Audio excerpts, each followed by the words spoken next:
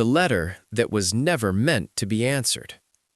Harlem had a sound before it had a sunrise. It was the low hum of delivery trucks grinding their gears on Lenox Avenue, the echo of a broom scraping last night's dust from a barbershop stoop, the soft arguments of pigeons fighting over breadcrumbs like old men disputing history, and beneath it all, the pulse, steady, unbroken, stubborn, of a neighborhood that had learned to survive being misunderstood. Powell heard all of it from his bedroom window. He had lived in the same narrow apartment for 12 years, long enough to know which floorboards complained and which ones stayed quiet, long enough to recognize the footsteps of his neighbors without looking, long enough to understand that Harlem didn't need saving, it needed listening. Powell was not famous, not yet. He was a community organizer, a night school teacher, and a man who believed, perhaps too stubbornly, that dignity could be taught by example. That belief would be tested. The letter arrived on a Tuesday. It was slipped under his door sometime between dawn and the moment he brewed his first cup of coffee. No stamp, no return address, just a plain envelope folded once too many times, as if the sender's hands had been trembling. At first, Powell assumed it was another complaint. Someone unhappy about parking, someone angry about the youth program using the rec center late. Harlem had no shortage of grievances, and Powell had made a habit of receiving them with patience. But the paper inside was different. The words were typed, cold, measured, anonymous. They told him to leave Harlem. They told him he didn't belong. They told him that if he didn't disappear, something irreversible would happen. No slurs were written, none were needed. The intent was sharp enough without them. Powell sat down slowly, the chair creaking beneath him. He read the letter twice more, not because he needed clarity, but because disbelief sometimes required repetition. Fear arrived late. At first, there was only quiet. Then came the awareness of his heartbeat, the weight of the room, the sudden understanding that courage was not the absence of fear, but the decision not to let it choose your actions. Powell folded the letter carefully. He did not call the police. He did not tell his sister, who lived 3 blocks away and worried about him enough already. Instead, he walked. The walk. Harlem changed when you walked it slowly. From a car, it was noise and motion. From a distance, it was headlines and stereotypes. But on foot, it was personal. Powell passed the mural of jazz musicians on 125th Street, their painted faces cracked but smiling. He passed the bakery, where the owner still slipped an extra roll into bags for kids who looked hungry. He nodded to Mr. Jefferson, who sat outside the hardware store every morning, like a sentry guarding memory.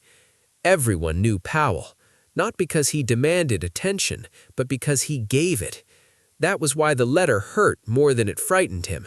It wasn't just a threat, it was an accusation, a claim that Harlem was something that could be taken, invaded, or poisoned by the wrong presence. Powell had spent years arguing the opposite. He turned onto a side street most people avoided. The buildings leaned closer here, brick faces worn by decades of worse opinions. This was where the stories lived, the ones not printed, not archived, not forgiven. At the end of the block was a barber shop that hadn't changed its sign in 30 years. Powell stopped. He hadn't planned to come here, but some instincts were older than planning. Inside, the shop smelled of talc and aftershave. The radio murmured low, a gospel song half swallowed by static. 2 men played dominoes in the corner, slapping the table with theatrical disappointment. The barber looked up. "You look like a man carrying something heavier than his pockets," he said. Powell smiled thinly. "You got time for a conversation instead of a haircut?" The barber gestured to the chair. "In Harlem, those are the same thing." The name that still echoed. The barber didn't ask questions right away. He didn't rush Powell. He let the silence do what it always did, invite truth when it was ready. Powell finally spoke. "I got a letter." The barber nodded. "They still write those?" "Seems so." The barber sighed, trimming the air more than hair. "What kind of letter?" Powell didn't answer directly. Instead, he asked, "You ever hear stories about the old days?" The barber's hand paused. "You mean the days people pretend never happened?" "Yes." A long breath. "Some names don't die. They don't live either. They just linger." Powell swallowed. "I heard that when things got ugly, when people crossed lines they didn't understand, there was someone the community went to." The barber met Powell's eyes in the mirror. "You don't go to legends. Legends come to you when they choose." Powell reached into his coat pocket and placed the folded letter on the counter. He didn't slide it forward. He didn't open it. He just let it exist between them. The barber stared at it for a long moment. Then he leaned back. "Harlem doesn't belong to the loudest voice. It belongs to the ones who stay." Powell exhaled. "So what do I do?" The barber didn't answer immediately. Instead, he reached under the counter and pulled out a small card. On it was an address. No name, no explanation. "Walk there tonight. Don't knock, don't demand. Just wait." Powell looked at the card. "And if no one comes?" The barber smiled sadly. "At least you showed respect." The wait. That night, Harlem wore fog like a second coat. The address led Powell to a brownstone that looked asleep, but not abandoned, the kind of place that had seen too much to ever fully rest. Powell stood across the street. He waited. Minutes passed, then an hour. He thought about the letter again, about the hands that typed it, about the fear that fueled it. Fear always pretended to be powerful, but it was usually just loud. A car slowed, then stopped. The driver didn't get out. The window rolled down just enough to reveal eyes that had watched generations change without asking permission. "Powell," a voice said calmly. "Powell?" the type said. "Yes. You walked instead of running." "I didn't know where else to go." A pause. "That's usually how people find the right place." The door opened. Powell crossed the street. Inside the room. The room was simple. No luxury, no display. Just books, a table, and silence that felt intentional. The man gestured for Powell to sit. "I know about the letter," he said. Powell blinked. "I didn't show it to—" "You didn't have to." Powell felt something shift inside him. Not relief, not fear, but recognition. The understanding that he was in the presence of someone who measured power differently. "I don't want revenge," Powell said quickly. "I don't want anyone hurt." The man studied him. "Good. Then you're already ahead of the people who wrote that letter." Powell leaned forward. "They want me gone." The man nodded. "They want control. That's not the same thing." Silence again. Then the man said something that Powell would never forget. "Harlem doesn't answer threats. It answers character." Powell looked up. "What happens now?" The man stood. "Now," he said, "we remind people who they are without becoming what they fear." Outside, Harlem breathed, and somewhere the people who sent the letter began to realize that silence could be louder than threats. When Harlem decided to stand without raising its fist. Morning arrived in Harlem without ceremony, but Powell felt it differently than he ever had before. The light coming through his window did not feel ordinary. It felt observant, as if the day itself were waiting to see what choice he would make. He had slept little, not because of fear, but because of the weight of responsibility that now pressed against his heart, like a second heartbeat. The meeting the night before had not been dramatic, nor had it been loud, but it had been decisive in a way that did not allow for retreat. Powell understood now that silence, when shared by enough people, could become a language far more commanding than anger, and that was the language Harlem was preparing to speak. He went about his morning routine deliberately, making coffee, straightening his coat, reviewing lesson notes for his evening class, refusing to let the threat rearrange his life. That, he understood, was the first quiet act of resistance. Outside, Harlem moved as it always did, but Powell noticed something new in the way people looked at one another. There were no whispers, no confrontations, no visible tension, yet there was a subtle coordination in the rhythm of the neighborhood, as if a shared understanding had passed from door to door overnight without the need for words. The man from the brownstone had said very little, but what he had said lingered with precision. Harlem answers character. Powell didn't yet know what that answer would look like, but he trusted that it would arrive in its own time. As Powell walked towards the community center, he noticed small changes. The weight of being seen. By the second week after the letter had surfaced, Powell began to understand that the most powerful changes were often the quietest ones, the kind that did not announce themselves, but altered the atmosphere so thoroughly that nothing could return to its previous shape. Harlem did not erupt, did not protest, did not posture for attention, yet something unmistakable had shifted beneath the surface, like a river subtly changing its course while appearing calm above. Powell felt it in the way conversations slowed when he entered a room, not out of secrecy, but out of respect, and in the way people lingered after meetings, as if reluctant to break the invisible thread holding them together. The community was no longer reacting to a threat, it was responding to itself, rediscovering a collective sense of purpose that had always been present, but too often buried beneath daily survival.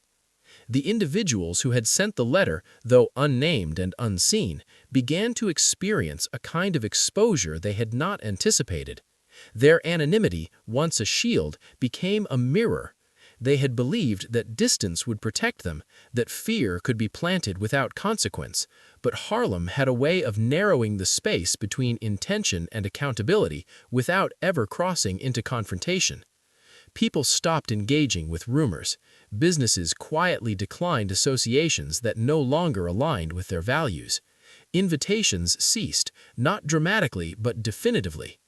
The senders found themselves speaking into rooms that no longer echoed back, realizing too late that influence required trust, and trust could not coexist with intimidation. It was not punishment that unsettled them most, but irrelevance. Powell, meanwhile, struggled with an unexpected internal conflict. He had always believed in community strength, but witnessing it manifest so deliberately forced him to confront his own assumptions about leadership. He had not orchestrated this response, nor could he claim credit for it, and that realization unsettled him in a way that admiration never could. He began to understand that true leadership was not about directing people, but about earning enough trust to step aside when the moment demanded collective wisdom rather than individual action. This awareness weighed on him, not as a burden, but as a responsibility he had not known he was carrying, and he found himself reflecting late into the night on how easily power could be misunderstood, even by those who meant well. One evening, Powell received an unexpected visit from a man he recognized only vaguely, someone who had attended a few community meetings in the past, but never spoken much. The man did not mention the letter directly, nor did he express outrage or sympathy. Instead, he spoke quietly about fear, about how easily it could disguise itself as certainty, and about how people sometimes harmed others not because they were cruel, but because they were afraid of losing relevance in a world that was changing faster than they could understand. Powell listened carefully, realizing that this conversation, like so many others unfolding across Harlem, was not about absolution or blame, but about reckoning. The man left without asking for anything, but his words lingered, reinforcing the idea that the real consequences of the letter were not external, but internal, forcing difficult self-examinations on all sides. As days passed, Powell noticed that the community center had become something more than a gathering place. It had evolved into a quiet forum for reflection. People spoke less about the threat itself and more about what it had revealed, about the fragility of belonging and the importance of guarding it without surrendering compassion. These discussions were not sentimental, nor were they naive. They acknowledged pain without amplifying it, and disagreement without escalating it. Powell found himself learning as much as he taught, recognizing that resilience was not a fixed trait, but an ongoing practice, one that required humility as much as courage. The most striking change, however, was the way Harlem began to look at itself. The letter, intended to fracture, had instead illuminated the depth of its interconnectedness. People who had lived blocks apart for years without speaking now shared nods of recognition. Long-standing tensions softened, not because they were resolved, but because they were reframed within a broader understanding of shared fate. Powell realized that the community had not merely defended him, it had reaffirmed itself. In doing so, it had demonstrated a form of power that did not rely on dominance or fear, but on consistency, memory, and moral clarity. Somewhere beyond Harlem's boundaries, the senders of the letter were facing a different kind of reckoning. Without the reaction they had anticipated, they were left alone with their intent, forced to confront the emptiness of a threat that had failed to inspire either submission or chaos. Silence, they discovered, was not neutral, it was reflective. It returned their words to them stripped of imagined authority, leaving only the realization that fear, when not reciprocated, collapses under its own weight. They had sought to be felt, but instead they were understood, and that understanding proved far more disarming than any response they could have prepared for. As Powell stood once again at his window, watching Harlem settle into another evening of familiar sounds and steady movement, he felt neither victorious nor relieved. What he felt was grounded. The letter had tested more than his resolve. It had tested the community's ability to respond without becoming what it opposed. Harlem had passed that test, not by accident, but by drawing on a long history of endurance shaped by restraint, wisdom, and an unspoken agreement that dignity was not negotiable. Powell understood now that what came next would not be about closure, but about continuation, about carrying forward the lesson that power rooted in character could withstand even the sharpest provocation without losing itself. And as the night deepened, it became clear that the story was no longer about a threat or its senders, but about a community that had chosen to be seen not through reaction, but through resolve. What remained was the final understanding that the greatest shock was not what Harlem did, but what it refused to do, and how that refusal reshaped everyone involved in ways that would endure far beyond the moment that sparked it. What remained after the threat faded?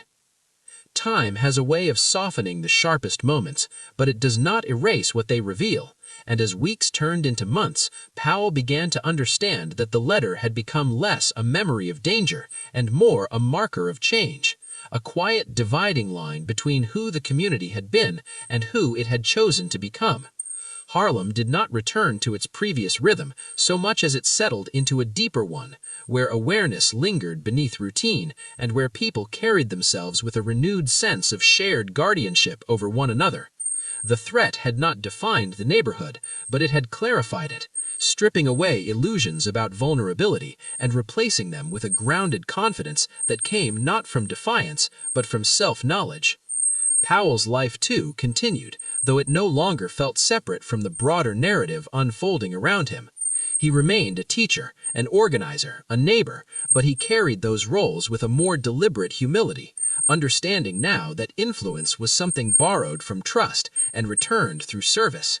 He noticed that people spoke more openly in meetings, not with urgency, but with patience, as if they had learned that listening itself was a form of protection.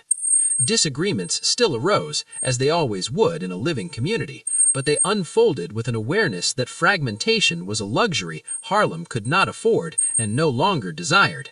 The letter had failed to divide, but it had succeeded in prompting a collective decision to be more intentional about unity.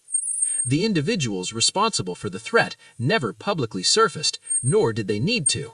Their absence from the story's conclusion was itself a form of resolution, a reminder that not every conflict required an audience or a reckoning in the traditional sense.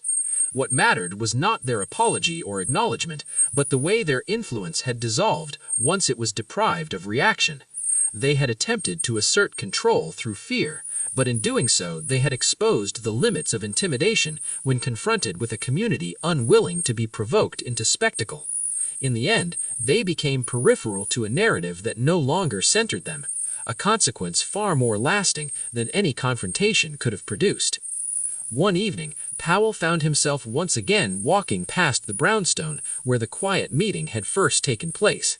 He did not stop, nor did he look for the man who had offered guidance without instruction.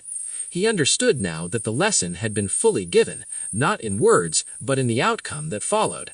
The true shock, as Harlem had demonstrated, was not in asserting dominance, but in refusing to surrender dignity, in responding to hostility with a cohesion so steady that it rendered aggression obsolete.